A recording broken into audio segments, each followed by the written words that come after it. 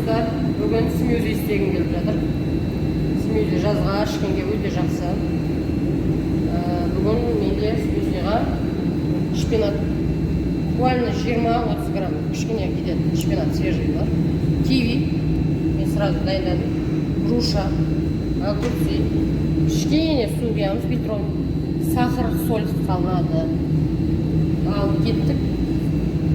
Огурцыдан бастайық.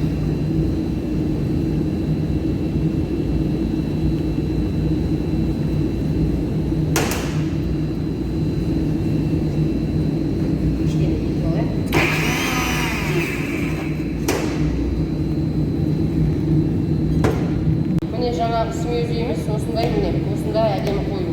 Бұл шетінің алдында дайындаған дұрыс болады. Бір-екі салып, одан кейін су шығып кетеді, сылдыр су сияқты. Бірақ әдемі бұл. Неге ощущениеге, жаңағы худетелерге өте әдемі, витаминімен. Осы смюзи деп аталады бізде. Істеп көріңіздер.